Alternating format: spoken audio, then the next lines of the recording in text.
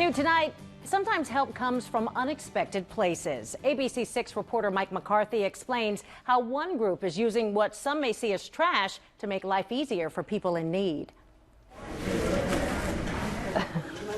The get-togethers come like clockwork.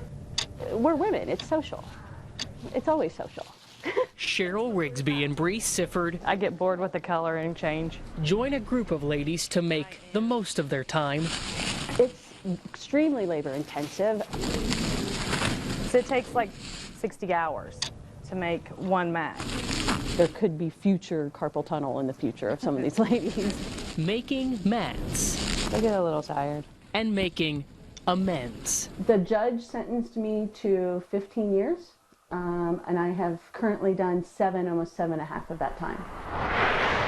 All that time at the Ohio Reformatory for Women. I'll show you how I do it. Sifford is serving 4 years for faking prescriptions.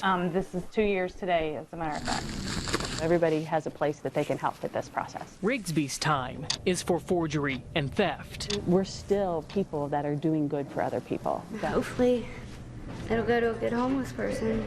The free mats are also free of cloth. I was very amazed to know that you can turn a blanket from a trash bag. So it's actually called plarn, which is plastic yarn. And it's a technical term. It's actually in knitting books. It takes like 500 to 700 bags to make one. Every bag first gets cut into strips. And I'm attaching them to each other so that it makes one long chain that can be crocheted.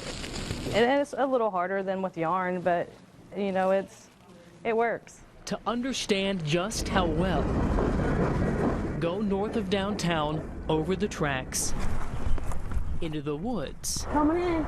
to where Tammy Ellig That's mine. spends her time. Some tents have holes in them and they do leak. They can get pretty messy in a tent.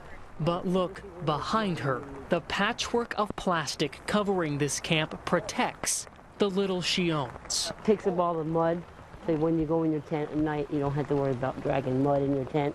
You see all the water's coming up out of them, and that's a beautiful thing because we didn't have these mats, this place would be a swamp. Like I said, they work wonders. Edward Delco's mats, Layer, buried in his bedding, mat, mean warmth layer, and comfort, and more mats to go all the way across. even for the toughest of times. If I ever get the chance to meet the person or people that make these, I will give them a hug and a handshake and tell them a big thank you to go along with it. They're pretty awesome.